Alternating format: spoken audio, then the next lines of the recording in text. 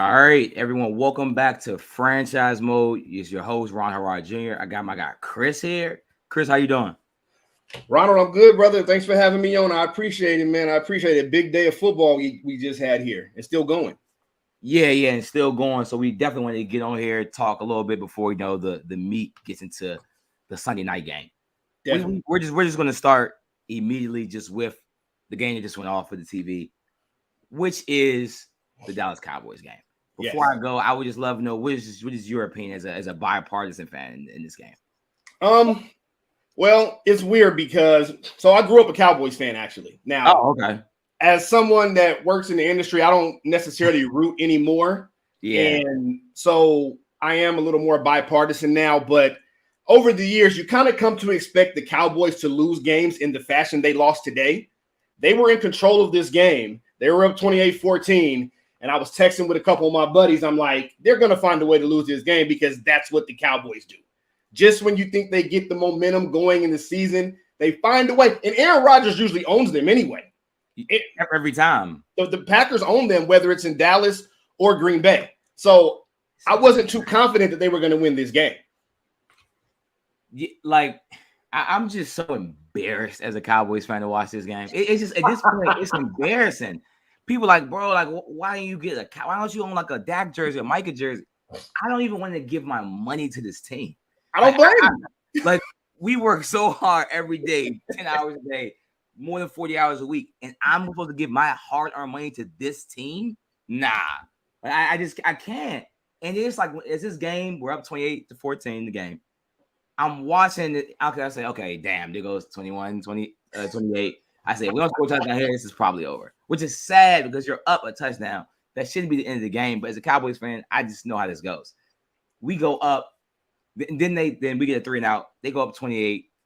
I said, oh, this is done. I didn't even think it would even take overtime, truth be told. Even with the overtime, so we have the ball, I said, I'd still just be shocked if we win this game. Even with the ball in overtime.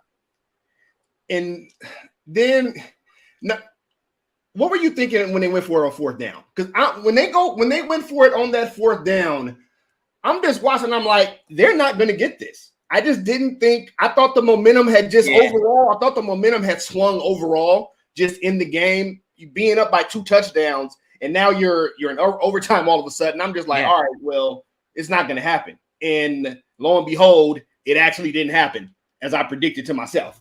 So I'm watching it, and I'm like, and then you see Mike McCarthy on the sideline slam his headset. I'm like, you should be mad at yourself. You allowed that play to be called. Yeah, and then it's like on the fourth down, like I'm like, okay, you probably have to go for it because if you don't go for it, it was over regardless. So like, I don't know, people are like, maybe you should have went for it, bro. If the goal of the game is to play it safe against Aaron Rodgers, then you've already lost the game. Yeah, you have to go for it, even if you said, which I didn't think they were gonna get it either. Truth be told. And when they showed the replay, it said, oh, yeah, Dak had like not one player that was even close to having an inch of being open. Nobody was open. So it's like running up the middle, which somehow now they have Aaron Donald, who Devontae Wyatt can't be stopped anymore. I didn't know Kenny Clark. I thought he was out today. Clearly he must have played. So we can't, like, it's just a crazy game. And I wouldn't even say this wasn't a bad game necessarily for the defense or the offense. It's just how it goes when Cowboys go to Green Bay. Yeah, it's definitely, and like I said, Green Bay especially when Aaron Rodgers has been the quarterback for 17 years now. Yeah, they've usually owned the Cowboys, and he's usually owned them over definitely the last 10 years, I would say. And even 5-1 coming into this game, or he was 4-1, so either he's 5-1 now or 6-1. Yeah, and I mean, whether it's the regular season or the postseason, we all remember the Dez catch game, which was actually a no catch. That was against Green Bay. Another game that the Cowboys lost in the divisional round. It doesn't matter. Aaron Rodgers has their number. He hasn't played great this season, but he can always count on the Cowboys to get him back on the wagon. and it's like Christian Watson, 3 touchdowns. Oh, God. And it's like, wait a minute. This happened last year with Kadarius Toney. I've seen it happen to Odell before. We knew he was a good or a bad player. Like, the Cowboys can get a receiver's confidence up every time. I don't care if we have good corners, bad corners. It doesn't matter what the level of corner play is. This just happens to the Cowboys. Like, Christian Watson looked like was dancing on the sideline. He couldn't even catch a cold in the first quarter. Couldn't catch nothing. You couldn't catch a flu in Green Bay. So now he has 3 touchdowns. Now I'm getting tweets from Dez Bryant. Man, I told y'all Watson was special. So now, not saying he's not talented, but now if he wants to be special, this was the game. I get Anthony Brown did go off of the Cowboys, but he got killed on the first play by Christian Watson. So I just hate to see that. It's just like all the little tidbits of this is the same Cowboys. There's no reason to bet this team in the playoffs. There's no reason to. Why would you? And exactly, Ronald. I mean, you're starting to hear a lot of analysts, especially on the national level. Yeah. They're starting to believe in the Cowboys, and it always happens this way. They get to the midseason, they might have 6 or 7 wins, and people start believing, and then they come up to a game like this. Now, Green Bay is usually better. They were 3-6 coming into this game. They're usually a little better, but they get up against a team like Green Bay with an elite, legendary type quarterback or something like that, and then they just wet their pants. They wet the bed. And they come out, and now they looked good for most of the game. Don't get me wrong, and that's but those little instances. That's the sick part. It's like if we were the Commanders, we just getting our butt kicked the whole game. And it's like I feel bad, but I know I didn't have a dog in the fight. I'm basically like the underdog. I'm basically like what is the David? Like if I win, I beat Goliath, but if I don't, I'm still David. No one expected it. Yeah, the Cowboys think that they're Goliath and they're losing to other Goliaths. So it's like, if you think you have a chance, it makes the loss hurt even worse. So I think that's the worst thing. And in this game, since the Packers haven't played well all year, the Cowboys were the Goliath, but the Green Bay was David this time. So the Cowboys were favored. Most people picked the Cowboys to win this game, and they come out and lose it in overtime. They were -3.5 coming to this game, if I'm not mistaken. It depends where you got your number from. On the road at that, but that's on the road. That's not at home, but that's on the road. You don't see that often. You don't see that very often. Yeah, that was It's just so sad though, because it's like I can't be shocked. I'm not surprised, but now it's like I have to draw my expectations for the season, because now I didn't think they had a chance until they at least had another receiver, and I think today kind of showed that too, because they ran the ball well. Yeah. And it's like Dak had these weird plays where like CeeDee Lamb supposed to cut across the corner's face. He doesn't, so he throw a pick in the end zone. Schultz runs the wrong route. Like, believe it or not, the Cowboys had a bye week last week. Like, believe it or not, this was supposed to be a team that had time off, that was healthy. Man. And not only did you have a bye, you had a bye against a team that your head coach was the head coach of. So he knows the plays, or he knows the tendencies of a lot of their players. Jones was there. Rodgers was there. A lot of the players were there when McCarthy was there. Yeah. It didn't seem like we had the edge today. They didn't have the edge, and it's almost like the Cowboys at a certain point, they start believing the own hype that's been built around them, because it almost felt like they overlooked the Packers, even though I saw something saying that they weren't overlooking them. It felt like they overlooked them to an extent. You can never overlook a quarterback like Aaron Rodgers. You just don't do it, especially when he's beaten you however many times before coming into that game. You just can't do it. I don't care where the game is at. You play on the moon. I don't care. And Rodgers has been bad this year. Like last game, he looked terrible. I think that's. And to be honest, he looked amazing. He made some good throws. He's making some good throws. It's him and Brady. I don't care how they are. They're gonna make a couple good throws. Yeah. Overall, I don't think his game was magical. They knew with the Cowboys. Been the problem since I've been alive, which has been 22 years. We've never stopped the run. Like I don't know if they just said for 22 years we've never been good against the run. Like every single time in the playoffs, we usually lose from the Romo years. We're losing to the Giants because we can't stop Bradshaw. Like we've never been good against the run. So and today, what happened? AJ Dillon, Aaron Jones. It never seemed like we got a hold on them. The only person that seemed like they were making plays against the run at least was DeMarcus Lawrence. And Michael Parsons seemed like he was out of position all game. He had to play linebacker because a linebacker went down. So yeah, and at one point they talked about it during the broadcast how he basically was playing off the ball by basically not rushing the passer as much as he usually does, and obviously that probably affected the Cowboys defense a little bit because he's all right in coverage. He's a good coverage linebacker, but he needs to be rushing the passer. You need him to get to the passer. That's what he's been most effective at early in his career, and he just wasn't able to do it enough because of injuries or whatever reason. So this is my question, and then after we answer a couple more, then we'll move on to the next game. Just does this change your expectations for any of these teams? For who, the Cowboys or the Pack? Okay, so I'll start with the Cowboys. My expectations weren't high to begin with. I'll be honest with you. I mean, it's just what I've come to expect from them. Yeah. Even when they were 6-3 coming into the game, and I'm like, that's fine. They'll probably make the playoffs, but they're not going to go past the divisional round because they haven't done it since I was like in middle school or something, like the mid 90s, and that's a long time, right? So yeah, you can't expect them to do too much, even when it looks like they're going to do something. I know this team very well. I followed them for a long time. Yeah. I just don't get my hopes up for them. I just don't. And as far as the Packers, this could turn their season around. Honestly, it really could. I mean, now the loss last week to Detroit, that was bad. Like it can't get much worse, right? Like that's one of, if not the worst team in the league you lost to. And then you come back the next week and you beat one of the presumably top 5 teams in the league. So that I kind of have a feeling that may start a turnaround for the Packers, just based on who they beat, because the Cowboys had been, they've been a top defense. The offense has played well most of the time this season. Even when Dak was out, the offense, they still won. I think was it Cooper Rush? He went like 4-1 or something like that. So they played well most of the season, but I just can't expect too much out of the Cowboys. And with the Packers now, it's going to be – they still have an outside shot at the playoffs, though, because the NFC is down this year. The bottom. The only thing I can say for Cowboys fans, because now the Giants clearly are going to be the second team in the NFC East. You might be the third. But the only reason why that actually could be a good thing is because the 4th and the 5th seed play. The 4th seed is looking like that will be the Tampa Bay Buccaneers. But do you really want to play Tom Brady in the first round? That's what I'm saying. You don't. And Dallas was the 5th seed before this game. Now they be the 6th seed. Now you're playing Seattle. Good team, good story. I just like my chances better there. Because Geno's been great this year. We have no idea what will happen in the playoff game with Geno Smith. We have no idea. Brady, we've had 20 plus years of a sample size.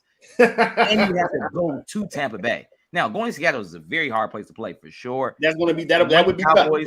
You have done that before. It's crazy. Now, that's one of your only I think that's Dak's only playoff win in his career is in Seattle against Russell Wilson. Yeah, it's a couple years ago. Yeah. So that's the only slight inkling of anything good here. That if you could somehow go to the playoffs and not have to play Brady, because then that just seems like that's just the matchup in the first round. I would personally want to duck. Because the Eagles are going to get the 1 seed, so you wouldn't have to play them in the first round. So your options would probably be the Vikings, Tampa Bay, or maybe San Francisco or Seattle. One of those teams are going to win that division. Maybe San Francisco. Yeah. These are tougher opponents to go on the road and have to beat. Now with Green Bay, they're looking for what? The 7th seed? Which is possible because the bottom of the NFC is a little weak. Yeah. And it's like you have Rodgers. I don't know. Rodgers actually was throwing blocks at the end of the game. He's smiling. He was flexing out there. He wanted to kick Mike McCarthy's ass. Basically, I mean, he wanted to beat Mike McCarthy. I don't care what he says. He can hug him before the game. He went on Pat McAfee show saying, "Man, I love Mike." No, you don't. Don't lie to me. We all covered it. We all saw it when it happened. You do not like no dang Mike McCarthy. He wanted to beat Mike McCarthy. Mike McCarthy is absolutely pissed that he lost his game. But or not, McCarthy's family still lives in Green Bay. Yeah. Okay. Well, I mean, so this was like a double-edged sword for McCarthy. So, and likewise, the same way you said Aaron wanted to beat Mike, trust me, McCarthy wanted to beat the Packers because he got fired. He didn't just, leave under his own will. He got escorted through the exit, out the exit. So, of course you want to beat them. And firing that's serious. Like that means they told you essentially you're not good enough, buddy. Like not anymore. So I think for the Cowboys, for me personally, I thought they at least had a chance to get to the divisional round, and then I'll make my decision based on what I've seen up until that point if it gets there. Now it's like, do I have any confidence you're going to beat really any team, even in the divisional round? I mean, in the wild card, no. No. San Francisco, you're going to beat San Francisco. If you can't stop the run with Green Bay, you're damn sure stopping Kyle Shanahan in his run game. This is not his son all the plays here. This is LaFleur. Everything he's done is a watered down version of what Shanahan wants to do. Yeah. So if you can't stop them, there's no way you're gonna be able to stop the San Francisco. And then with Brady, I mean, it's just Brady in the playoff game, and it's absolutely no way a betting man would put his money on that game for the Dallas Cowboys. It's no way. It's hard to do that. Not against Tom Brady. We've seen him too many times defy the odds. Yep. When we've counted him out in the past, he always seems to come back. So, yeah, I'm not betting against that dude. Okay, now I want to move on to another crazy game today. We got Bills-Vikings. This was the game right here, boy. This was I'll let you start. Just would you see watching this game? I mean, really, this is another game where a team was up, the Bills were up, and they let the Vikings get back in the game on a long run. And we're talking about late in the third quarter. Dalvin Cook goes, I think it was for 67 yards on a touchdown run. And that again, you talk about that shift in momentum. Yeah. They got within 10. It was 20. I think it was 27-10. They scored that. They made it 27-17. And that got them back in the game. And then from there, they were able to just go on a run. And then you get down to the last, minute or so of the game where the Bills, it looked like they had stopped, or they stopped the Vikings on the goal line on fourth down. Then they get it back and they fumble it on the goal line, giving the Vikings a touchdown. Yeah. Yeah. It's like such a roller coaster of emotion within a couple minutes there for both fan bases, for the Bills and the Vikings. You think you have the win, and then all of a sudden you don't. And now you're going to overtime all of a sudden when you really should have had this game wrapped up. So the Bills have just had trouble, not just this year, but over the years, closing teams out in tight games. That's what it comes down to for me. And I want to put this comment on the screen because technically, yes, I agree for both of these games. Yes, season does not really start at Thanksgiving. Yeah, because you do need, it's more so better to have the momentum going into the playoffs. I get that. But as a Cowboys fan, and as if you were a Bills fan, these are the same problems you had the season before, and that's what's concerning to me. So again, going with the Bills game, first Josh Allen last week, I don't care what anybody say, he's not been good. He's made good plays. He has not been a good quarterback. Not consistently. Not consistently. Which, again, if you're a fan of the team, these are similar problems that he's always had the last 2 or 3 seasons. So it's like not about like, oh, well, it's just one game. Like, no, this is a consistent trend. At the end of the day, we have to look at trends. This isn't a one-game sample size we're going off of with the Bills and Allen. I know Nick Wright had this stat, 2-3 weeks ago. He was like, the Bills have yet to win it. Well, this is before they did. But at that point, they had won 0 games within 1 score for 2 years. They did end up doing that 2 weeks ago. And this would have been the second one, but clearly we saw it wasn't. So they've only had 1 win that was a close, that was a 1-score game in 2 seasons. This is the problem I've seen with the Bills, and this is what scares me about even a team like the Eagles. The Eagles that we have yet to have to see. We have to see Hurts if a game gets muddy. It's because we see even a quarterback of Allen's talent who threw a pick in the end zone twice today, once today and fumbled. He also threw 2 against the Jets. So and we can't blame this game on Josh Allen being injured because nothing that happened was a microcosm of injury. It wasn't. So that's my concern with the Bills. I think the Bills win the Super Bowl. I think I was really early on that because I thought this just felt like Allen should win an MVP. I thought it was going to be Allen's going to get a Super Bowl to he compete with Mahomes. I've been saying that about Allen as far as you mentioned the MVP. I picked him last year to win MVP. I thought this year coming in, I'm thinking he's like the front runner, or should be, because he's going to have a great season. And yeah, he's having a very good year. But again, when it comes down to losing these close games, this is why teams like the Chiefs, Tom Brady-led teams, whether it's the Buccaneers a couple years ago or going back to the Patriots, this is why those quarterbacks and those teams win Super Bowls or make it to multiple Super Bowls or continually make it to the conference championship, is because those teams, those quarterbacks, they execute in the clutch. They know how to execute when the game is on the line, when it's tight. A lot of these quarterbacks, you're in the NFL.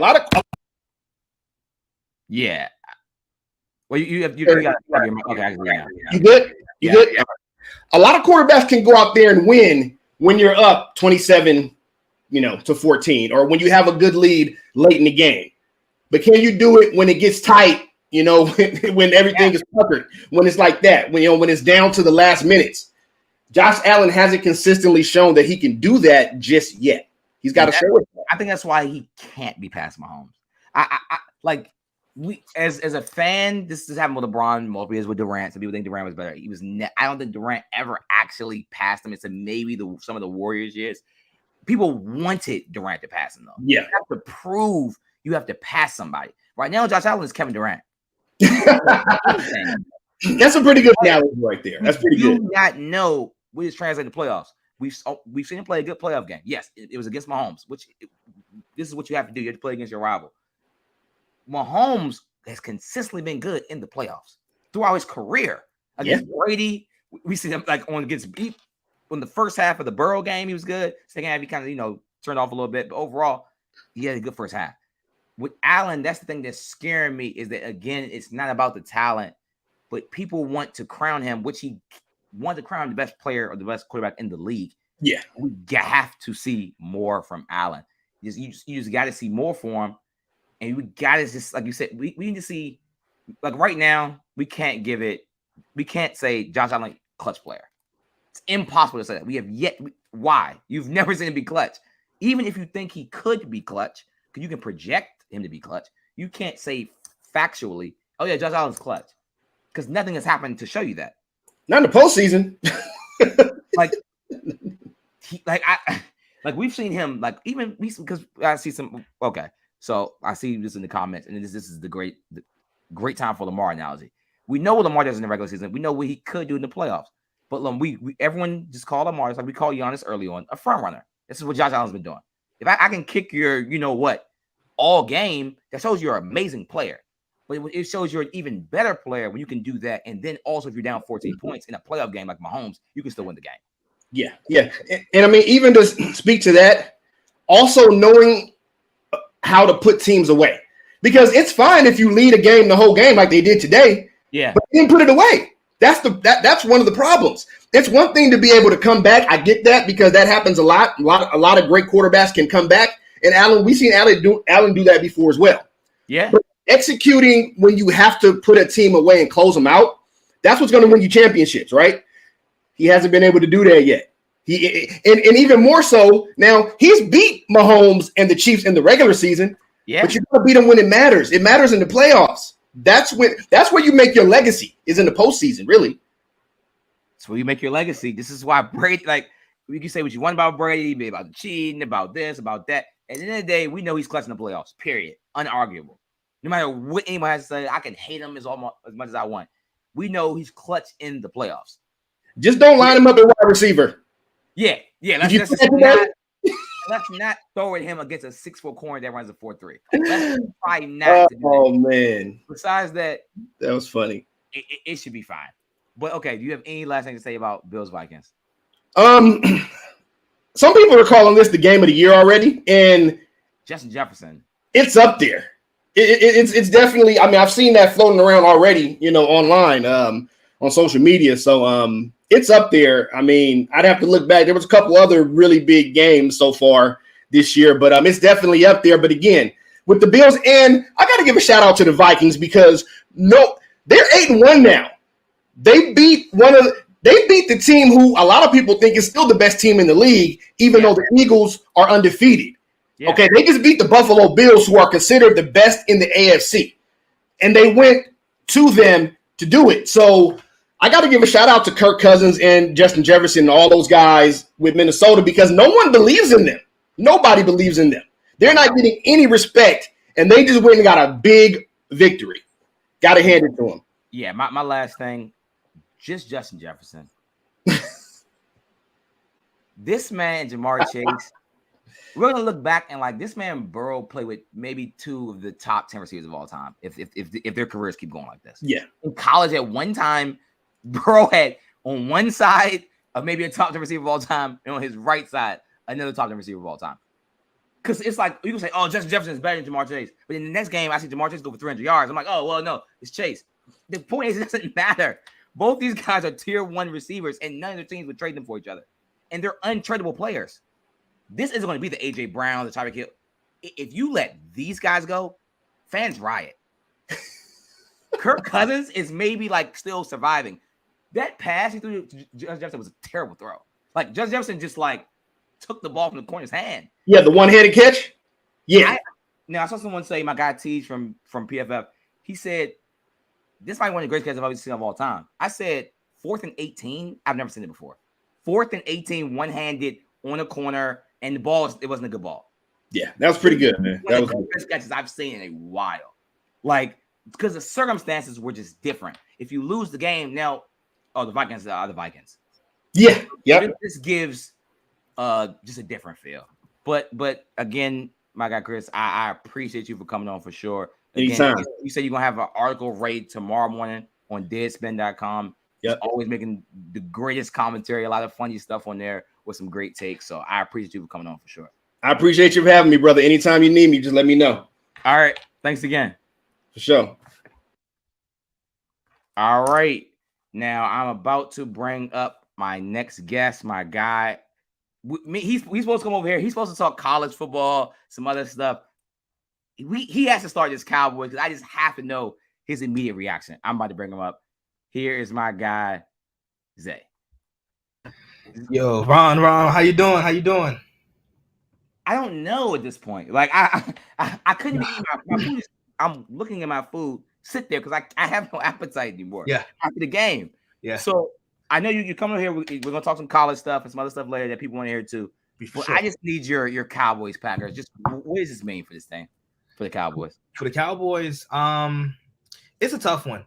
I saw a stat. The Cowboys, they were 195-0 with going into the fourth quarter with a 14-point lead. So like when they have a 2-score lead going into the fourth, like they never lose. And obviously this would be the game that they lose. I'm so pissed. I think first reaction after the game is they had a dozen of opportunities to put this game away, quite frankly. I just said it. They were up 14 coming into the fourth quarter. There shouldn't have been no reason why the Cowboys lost this game to a struggling Packers team that have been, quite frankly, anemic offensively. And the Cowboys, we think this is a championship level caliber defense, and they give up 20, they give up 30 points to a football team offensively that's just not good. I think there was a blown call on the PI on Jair Alexander. My God. That was a blown call. That's so Cowboys though. It is so Cowboy. It was like of course it happens to us, right? Of course it does. It's just like that call. Yeah. I know because me, you, Kevin, and Bo, we talking about this last week. Like, it's Jerry a lot of time, and he's done to the franchise. And I said I 100% agree, but at the end of the day, this is what happens regardless. On third down, Jair Alexander, who's a great corner, essentially mugs CeeDee Lamb from the back.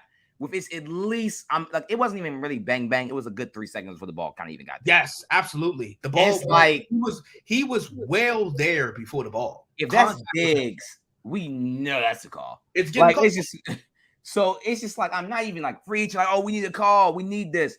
It's just like if Greg Olsen, who's a tight end, who's essentially was a great tight end, not gonna make the Hall of Fame, but is going to be that tier below as a tight end.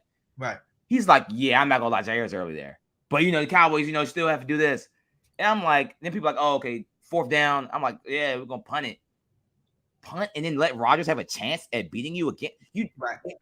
You have to go aggressive because you lose regardless. Right. Like at that point, I'd rather just lose hold my own nuts at that point. Because I know at least I gave it my all. At least that.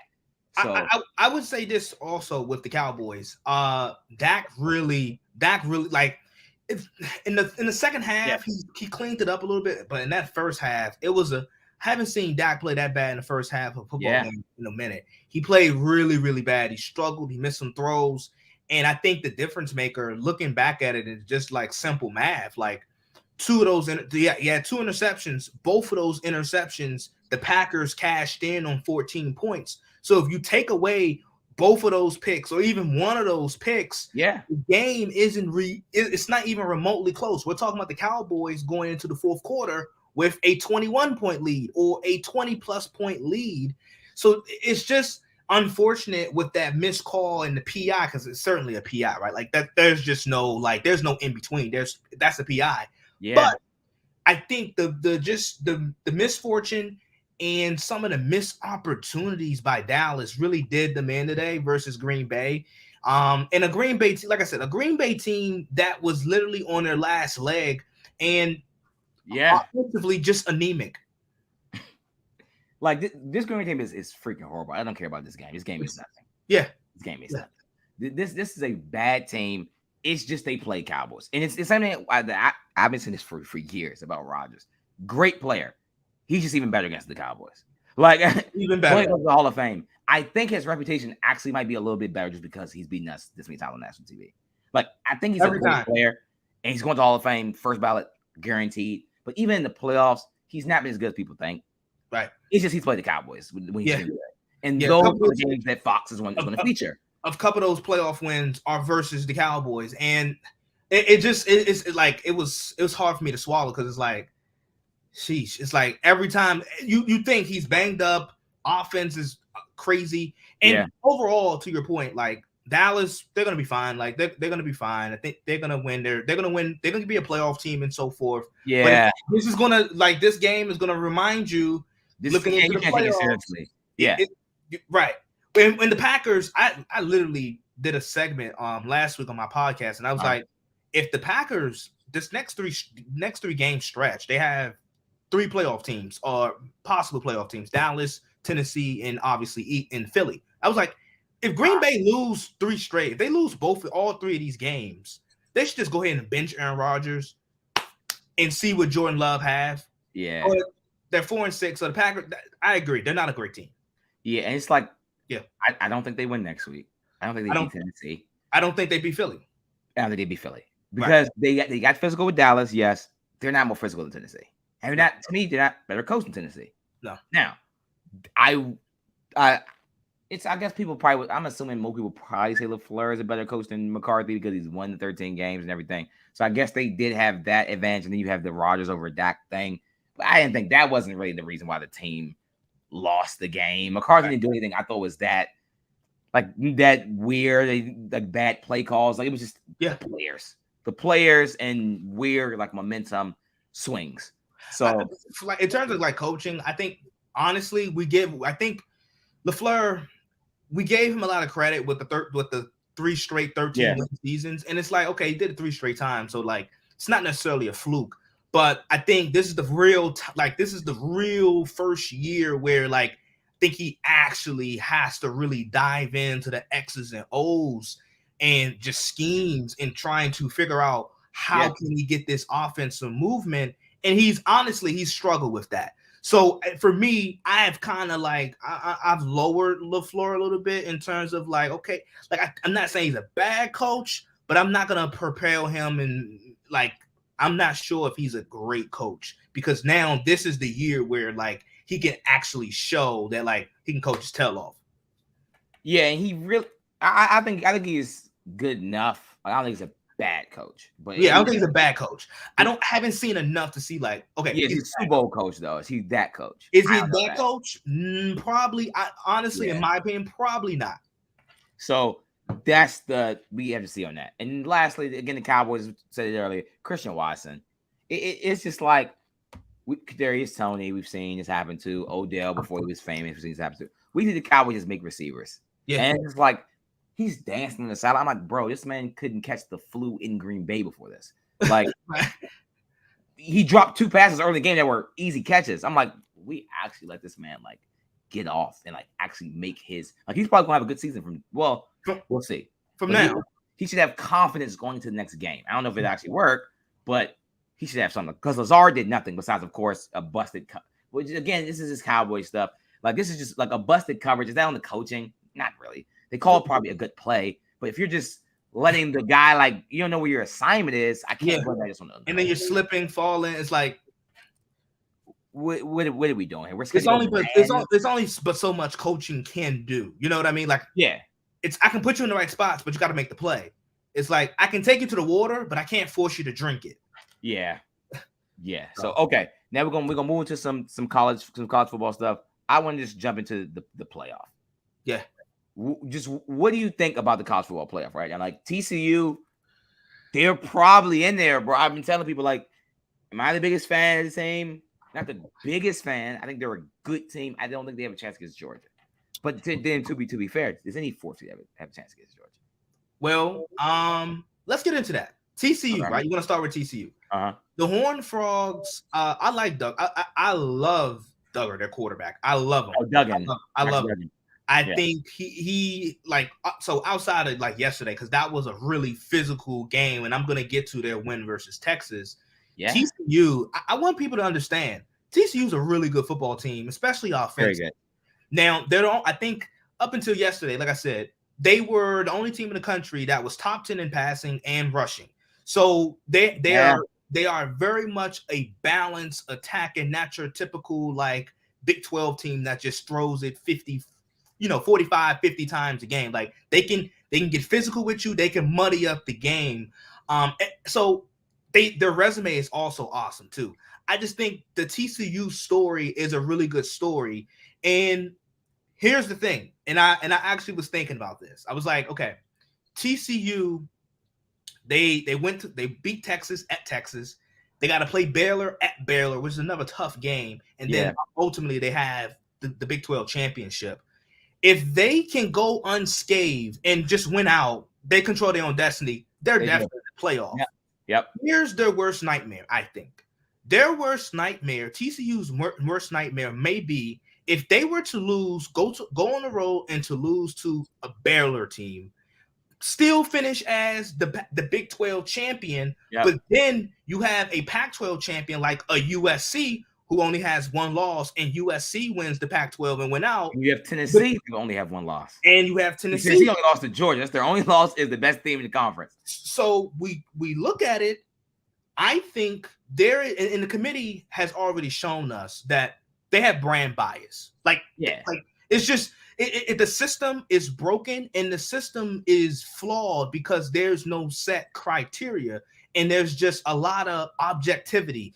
And I feel bad. I felt like a couple weeks ago, I felt bad for TCU because they were undefeated. They had beat 2 top 25 teams. Like their resume was impressive as anybody in the country, and they were at 7. And I'm like, if that was Texas or OU with that same resume, they would be no lower than 4. They'd be no lower than 4. No lower than 4. No, they have a good resume.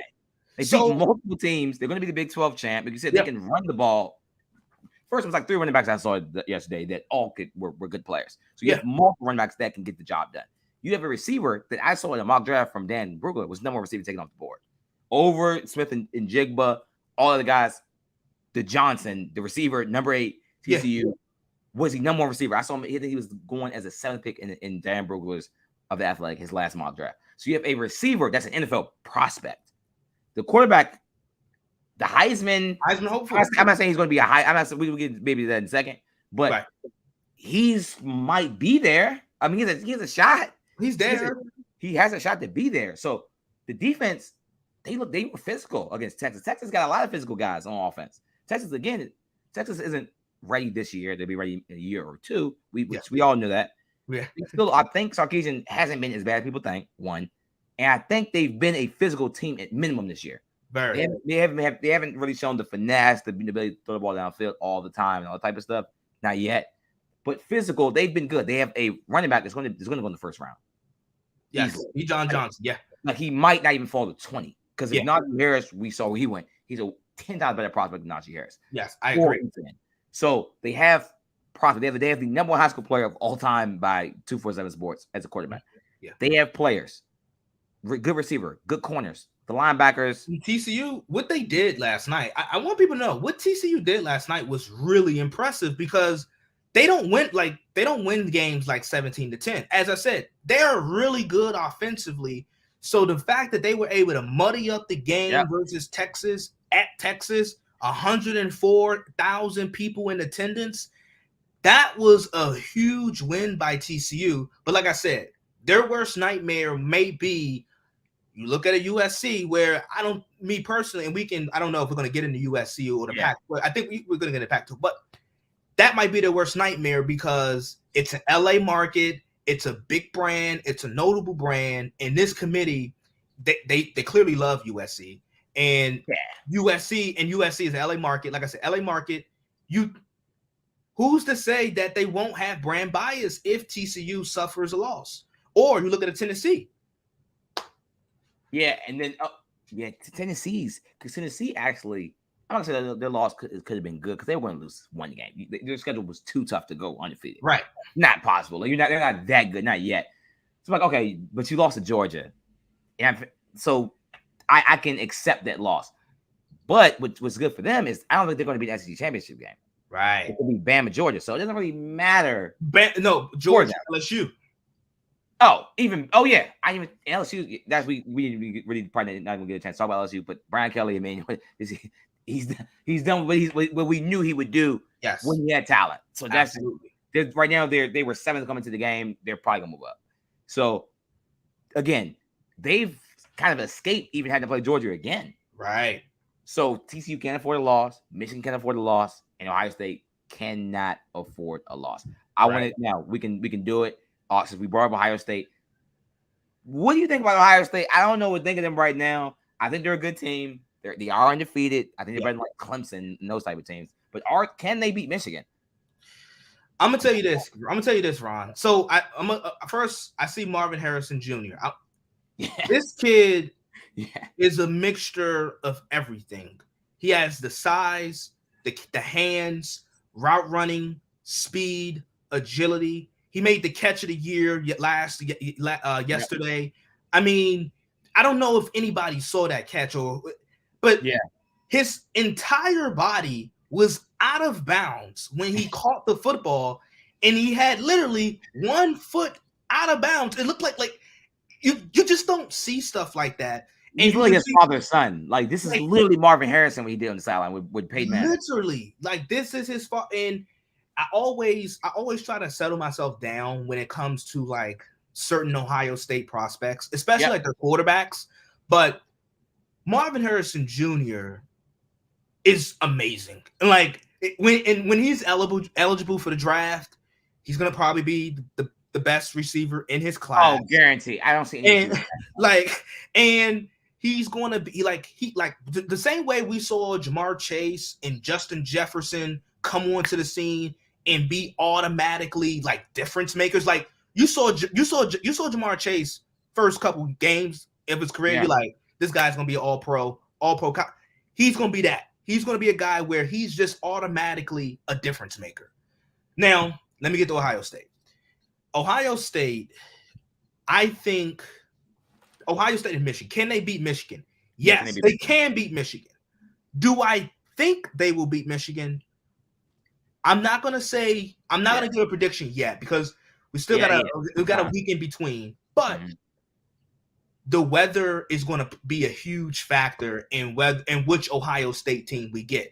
Because I tell you this, I think Michigan. And people may not like it because I know like a lot of people don't like Jim Harbaugh. I support Jim Harbaugh in Michigan. Jim Harbaugh and his Michigan Wolverines, week in, week out, you get the same team. They're going to be physical. They're going to control the line of scrimmage. They're going to run the football down your throats, and it ain't going to be. It's not going to be much you can do about it. They control the trenches. They just do it every single week, and they dominate every single opponent that they play.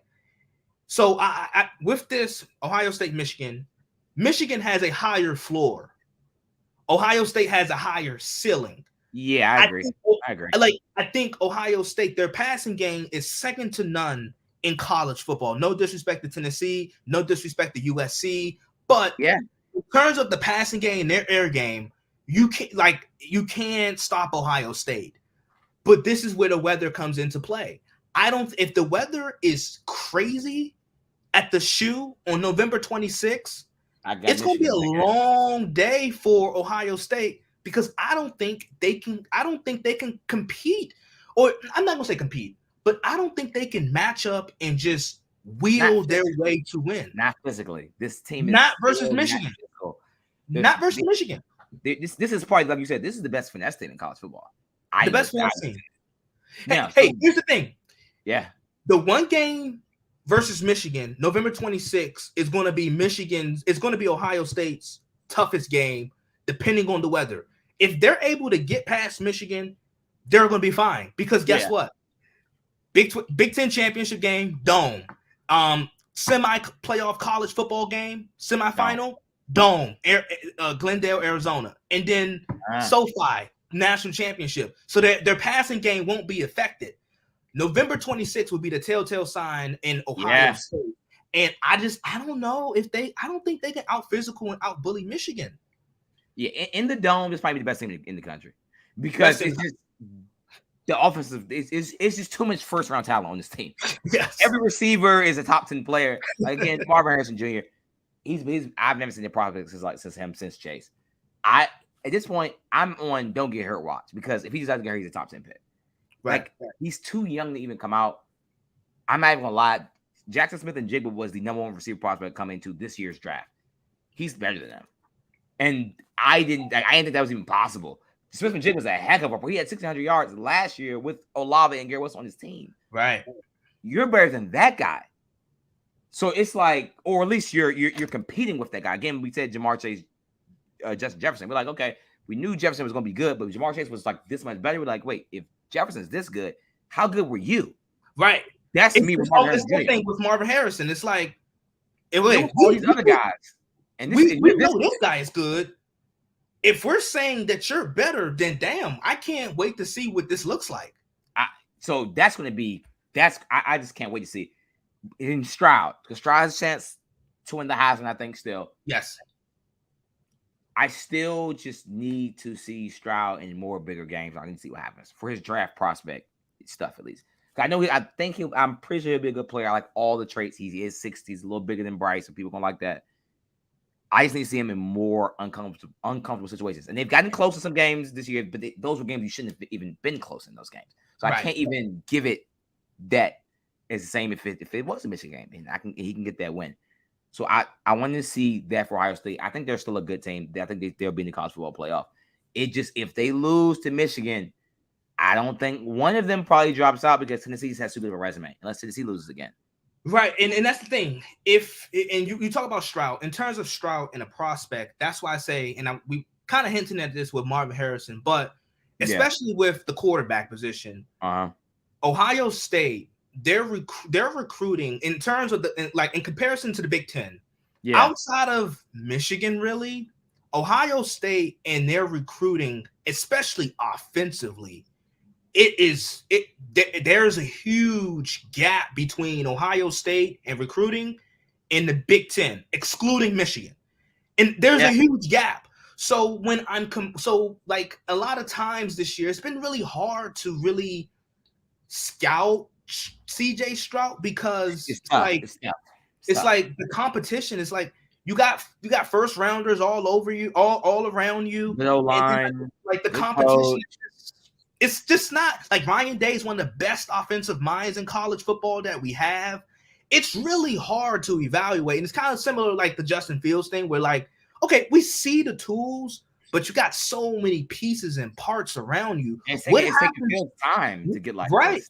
What happens when you get drafted to a franchise that's bad, right? Quite frankly. And every Sunday you have the inferior talent on your team. What happens? Yeah. And we don't know. So, but with Ohio State, I think this was the telltale sign for me, and this is where I started to worry about Ohio State. Michigan played Penn State. Now, Penn State has probably the best defensive line in the Big Ten. Yeah, Michigan went up against Penn State, and they absolutely dominated Penn State, 41-17. 7 of those points came off a pick six that was like a tip. So, like, and Penn State was 11th coming into this week. I'm looking at they were 11th going into Ann Arbor in the Big House, and Michigan just wiped the floor. Get this. The first 4 games of the season, Penn State didn't allow 400 rushing yards in total. When they played Michigan, they gave up 400 plus rushing yards in that one game. So Michigan completely had their way.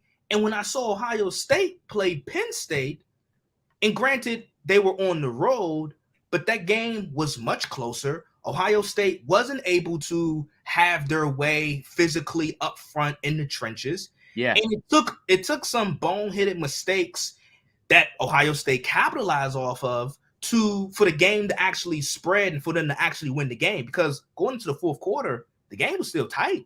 Penn State had the lead.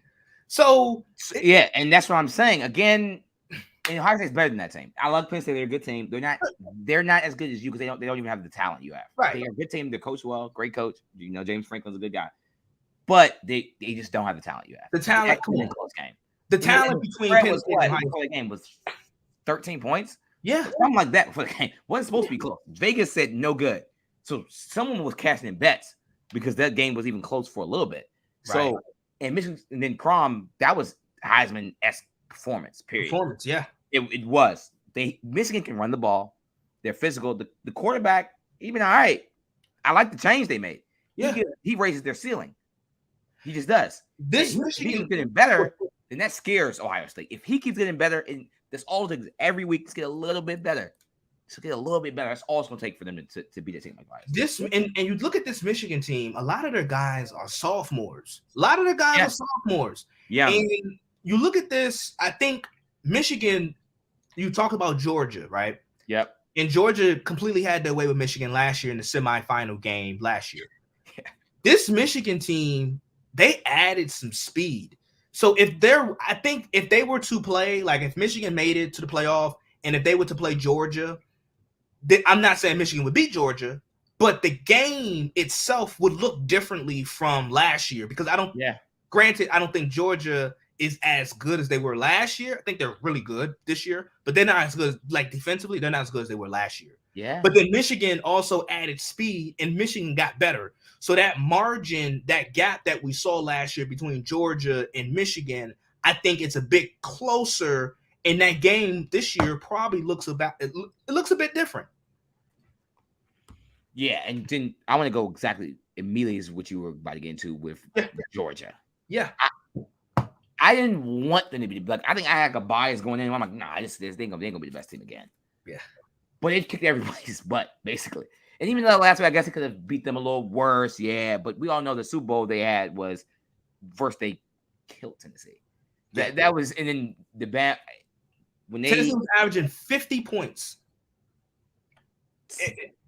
Yeah, like I'm gonna pull up Georgia's schedule while you go, just so I can go off the game. So Georgia, they are the best team in the nation, right? I think Michigan is really close. If I had to really rank them, I would probably do Georgia, Ohio State, Michigan. Like it would probably be like that. But Georgia is the best team in the country. Their performance versus Tennessee was absolutely phenomenal. Now, do I think Georgia can be beaten? I do think they can be beaten because there's been times this year where they have struggled versus Kent State. That game shouldn't have been as close. They almost had a hit versus Mizzou, right? So victory. Yeah, so that was a narrow game, but outside of that, this Georgia team is really, really good. And the Oregon game they played. And the Oregon like what 42? Let me see. They beat Oregon 49-3. Here's the thing. We're gonna get the Oregon later, but like, why in the hell did Oregon schedule that game? Oh yeah, I still following that. At Atlanta. Yeah, your AD. That's a bad AD move. You want to play? Granted, you're not as good as Georgia, but hell, how about we're not as good as Georgia? Guess what? We're gonna play them in the Georgia Dome in Atlanta, and we're gonna call it a neutral site game. Yeah, right. Come on. You played them in the state. Okay, it wasn't Athens. It was an hour away. All the fans there are still Georgia fans. Georgia, it's essentially a road game. It just didn't make any sense. That was finesse. Their AD was better off just saying, "Hey, one year we're playing Athens, and then you come up here to Oregon." Like, you better off just saying that instead of like, "Yep, we're not as good as Georgia, but why not we're gonna play them in a neutral site in the Georgia Dome with a new coach, year one." Come on now. But Georgia does play LSU December 3rd. It's the last game before the SEC championship, which I think they clinched. Okay, so, that's a tough game. Now LSU does have to go to Georgia, which we all know makes a huge difference in college football. Yes. But LSU, this is a very talented team and a very well coached team. I don't think they'll beat them, but I wouldn't be necessarily shocked if somehow they upset them before the SEC championship, and that would really make the playoff even more fun because now it's a lot of one-loss teams in there. A lot of one-loss teams. That'd make it even more fun because right now the top 4 teams are all the undefeateds, which is easy. That's just easy. Yeah. Like TCU's undefeated, Ohio State's undefeated, Georgia's undefeated, and Michigan's undefeated. So it's like, okay, this is easy. The undefeated teams are the top 4. Everyone else is below them. If those teams start to get a little lost here and there, we're gonna really see what the committee's about. But okay, I think Georgia's the best team in the nation. Me too. I think they have to be. They just first they're the reigning champions, and they have not been uncrowned, and they've shown nothing to say they're not the best team in the nation. So even if you don't think they're the best team in the nation, there's no actual argument to really say they're not, unless you just don't like the team. I think Stetson Bennett personally has been way better this year. And I don't want to pull the white man can't jump card, but he looks very fast to me. I'm gonna be real. Yeah, a fast runner. This is Ryan Tannehill-esque. Tannehill has Kirk Cousins, wheels. He's on that level of athletic quarterback. Yeah. Like I've seen him break the pocket and run 50 yards multiple times. Like multiple times. Well, maybe not 50, maybe like 30. But overall, he's giving you like I'm not gonna say he's Daniel Jones. That's probably the extreme. But he's probably a little bit below the Daniel Jones level as a runner, where it's like, oh crap. Georgia has that. They have the tight end who we know is gonna be a first round pick eventually. One of the best tight ends in the country. First round pick. This is he looks like I don't want to give the Gronkowski comp, but goddamn it, he looks like Kittle or Gronkowski. He looks like it. So we know they have that. We know what they want to do. They want to be physical. If he can run the ball just on 3rd down and 6 when they need it, it's gonna be tough to beat this team. It's gonna be tough. It's gonna be really tough to beat this team. And you talk about Tennessee, like everybody. So the path for Tennessee, I think, with a 1 loss to Georgia, was easier than being undefeated in a way. Yes, because the road you were asking Tennessee was like, okay, you got to beat Georgia at Athens, then you got to play Alabama again in a neutral site game. Granted, you're not winning that. Yeah. You beat them at home, but it took them missing a kick, and then you had you barely made your kick, so you had to play Alabama again at a neutral site or LSU in a neutral site. That was going to be a tall task for Tennessee. Where now the floodgates is kind of open because now Oregon got a 2-loss Oregon team, so they're probably not going to make the playoff. Yeah, and that opens the door for like one of those 1-loss SEC teams, which is Tennessee. Tennessee's road is much easier. You went out. They have a good resume. They put together. They got one of the best wins in college football this year, beating Alabama. You look at Tennessee. Their road their path became a lot easier with them losing to Georgia, like weirdly, right? Yeah. Tennessee, for one, I love Hooker. I think he's a good player. People making fun of the age. I think he's like 24, 25. Yeah. I don't want to troll him on here. It's crazy because as someone that went to Raff University, which is like 20 minutes away from Tech, I remember him being at Tech when I was a freshman in college. Wow. I've now been out of grad school now. He's still going.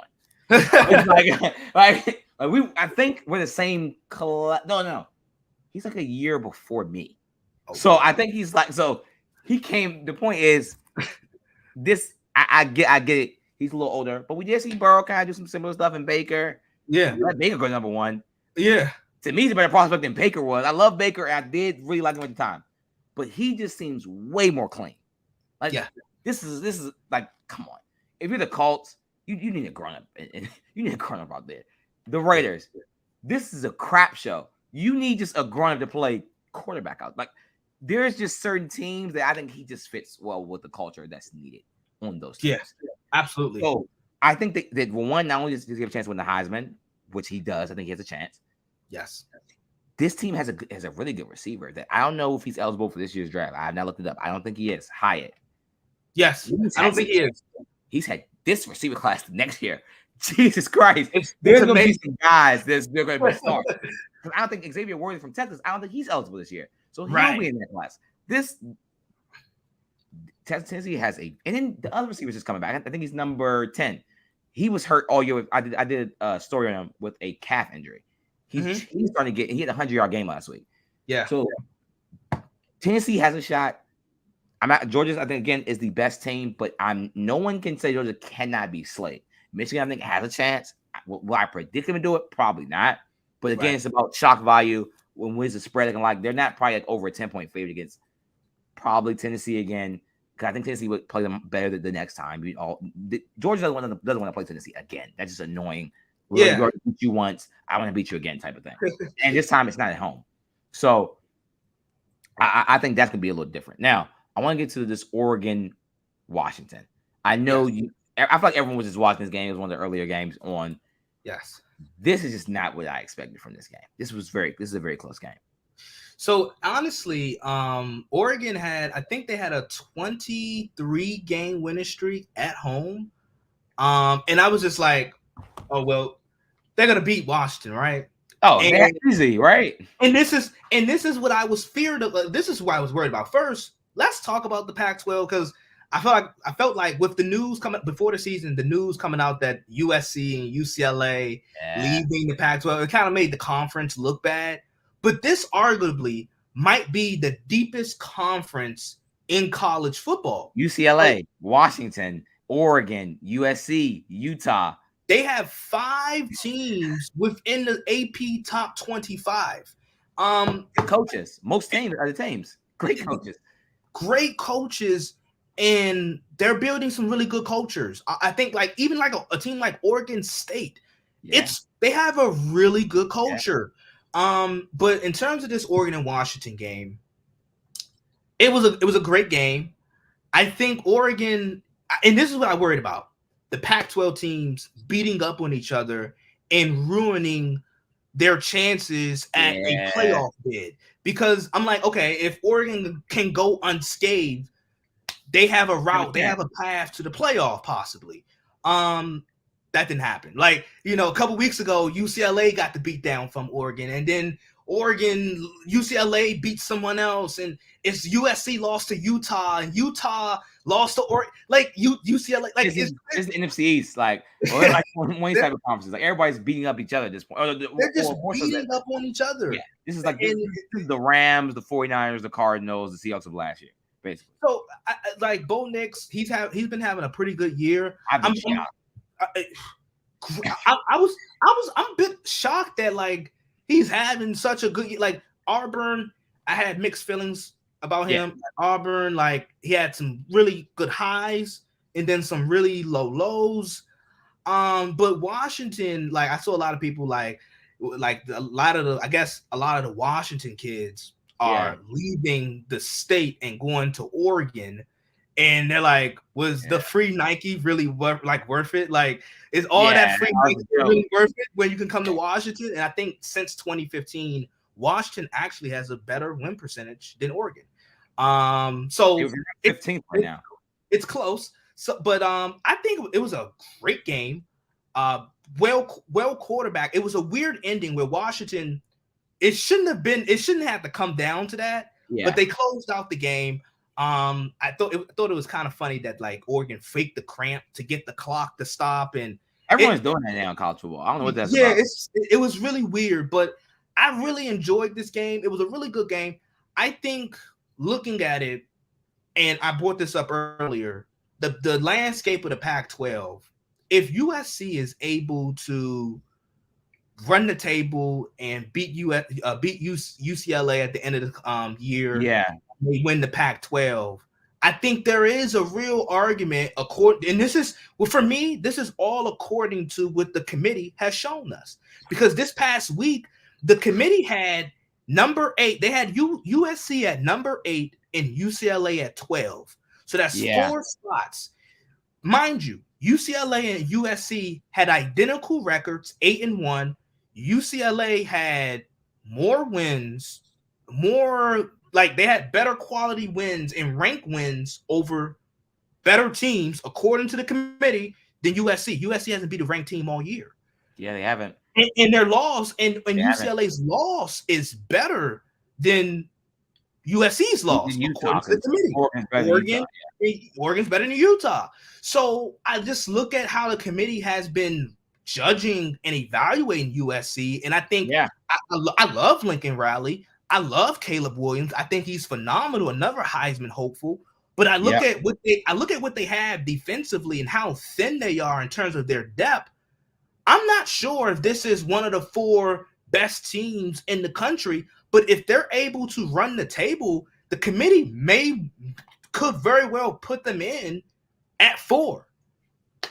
It's gonna be. I can't wait to see how this shakes out. We got what 3 more weeks left. I'm gonna say off the top of my 3 head. more weeks. Yeah, we got. And I guess big championships or whatever. Yeah. So this is gonna be very interesting because some team has to lose. Again, Michigan or Ohio State, one of them literally like factually has to lose.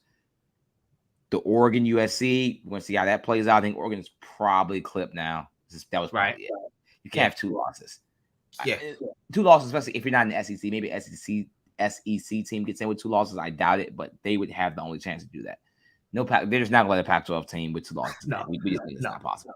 Yeah. So I can't wait to see how it shakes out. And then Bo Nix again. He's been good this year. I've actually been shocked. I thought he was a terrible player. I'll be real. I thought he was very overrated. Yeah, we knew he had the arm. He wasn't accurate. These are just the facts. He was not accurate at Auburn. It was very like typical big QB, like Tebow vibe. Like I can run, but really Tebow vibes. So I'm like, all right, he's turning around. Shout out to the coach in there. What's the Oregon's? That's Dan Lanning, right? I think Dan. Yeah. I think he's Oregon, good coach because Cristobal was a hell of a coach before that. Now he's in my school, Miami, shit show. So it's been maybe they said next year, so I'm gonna give him some time, but it's been bad. And then Michael Penix Jr. People have been telling me about him. I think for a year. I think last year people were telling me like, "Oh, Watson got a pretty good quarterback." He's been good this year. He can play. I don't know what's his like draft stock. I'll ask my friend Alec that actually like really is in that type of stuff. Yeah, he seems like a good player. I don't think he's definitely not coming out probably this year. I'm assuming. Well, let me see. He's 22. Well, he may not want to because I'm gonna say you see so much good quarterback play around the country. I mean, there's a kid in Wake Forest. I mean, obviously we're talking about Hayden Hooker. Hartman. We didn't talk about a lot of quarterbacks throughout the country. Yeah. Bryce Young, obviously. So I don't know. Well, I don't know if he would come out. Yeah, and he's a junior, so just wait another year. You're 23. No one cares. You're after 25-year-olds nowadays. So like 23 is nothing. Like teams kind of, I think prefer kind of older QB at this point. Not like 24, 25, but 23 is like a preferable age because you've had the coaching. Whereas we see in the NBA, like these prospects have nothing coming in. Like they're 18, 19, they've had 1 year of Coach K. Like it's tough. 3 to 4 years under different coaches. I've seen how you've reacted. I've seen you in multiple games. You've probably come in just with 1,000 to maybe reaching almost 2,000 attempts before in college. Yes. It might work in his favor. And with Bo Nix, I don't think he's getting drafted. Well, he might actually at this point. Now, not in top 5 rounds. I look at certain quarterbacks that's been drafted over the past I didn't know how they necessarily projected. What a second round pick. Yeah. So we'll just I just can't wait to see the draft because it's so many unknowns. Just our last thing. I need to make a banner for it. Just you're good about just the Heisman thing. I have absolutely no idea who's the favorite for the Heisman. Who's your favorite? It's tough for me because a part of me. Okay, I'm gonna tell you this. I think Caleb Williams has been I think he should win it. Now, granted, I think there's a lot of hope. Like Bryce Young, I think the running back quorum from Michigan, obviously C.J. Stroud, they're Hayden Hooker. There's so many candidates. I think it's really hard to really narrow that list. Yeah. I would honestly probably go with Caleb Williams based off the fact that, I look at this USC roster and I want people to understand this USC team was a 4-8 football team last year. Not a good team at all. And they added Lincoln Riley. They added their transfers, Travis Dye, who suffered a really gruesome leg injury this past weekend. Jordan Addison, he won the Blythe McCall Award last year. They added some transfers, but this is still they still have a lot of players from last year's 4-8 team. And Jordan Addison and Mario Williams, Caleb Williams, 2 top receivers, were out these past couple of weeks. He was still performing. I think he has a total of 30 touchdowns and 2 interceptions. This great year. This USC team is 9-1. I think a lot of this I hate to be this guy, But a lot of the success that you're seeing USC, and the reason that there's even a thought that they could even make the college football playoff game or playoff this year, is just based off of Lincoln Riley's brilliance and Caleb Williams and his performance. Like, he is literally the team is okay, good. Okay.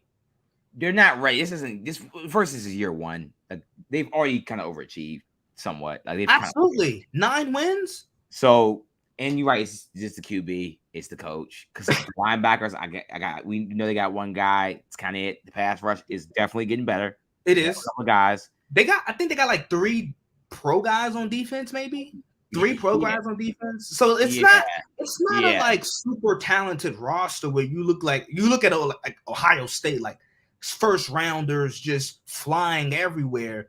No, this USC team is okay. They're not bad. I'm not trying to shit on them, but they're an okay team. And this is very much a coach and quarterback story with USC that's going on in Southern California.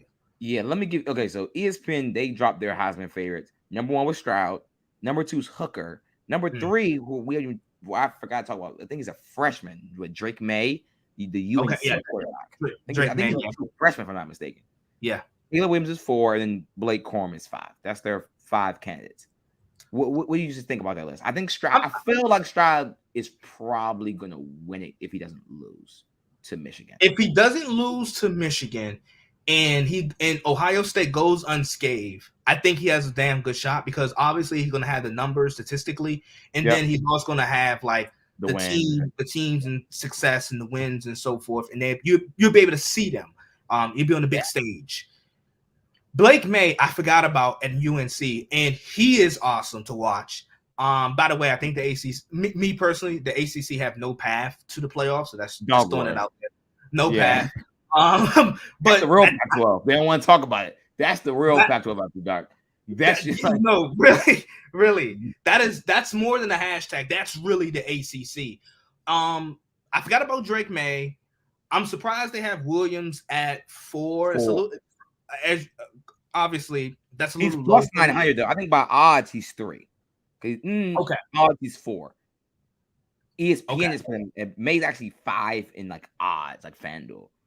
Okay. Corum actually is plus 750 over Williams, who's plus 900. Wow. So that's a little. Now I like Corum, but yeah, that's. But maybe like to CJ Stroud's point, if Michigan is able to go undefeated, unscathed, get to the Big Ten championship, and they have like a playoff berth, and if Corum's numbers line up statistically, maybe there's a shot. I think that's the same thing with Hayden Hooker. With Hook, like if they go undefeated up until this point and they stay with that one loss, and they're able to get into the playoff, and Hooker has statistically looks really good. The numbers are great. The numbers are there.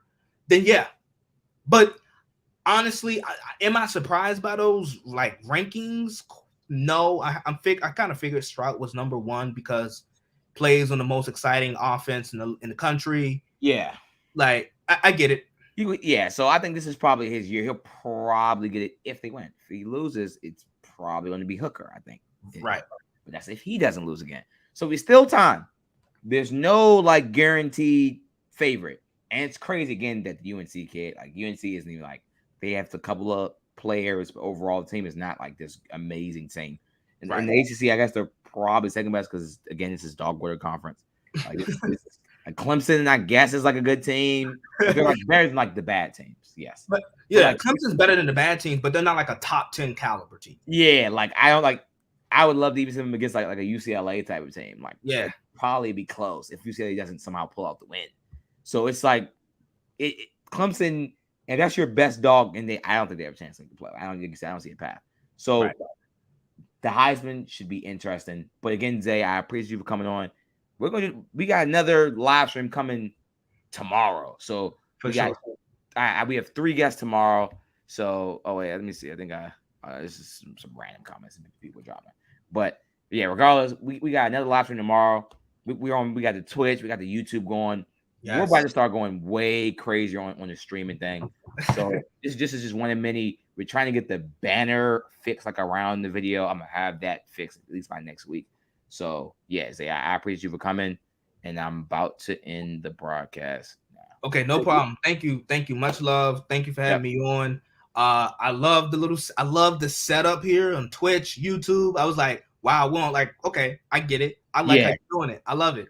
Congrats. Yeah, so for sure, again, appreciate you coming on. And again, this is Phranchise Mode with your host, Ron Harrod Jr.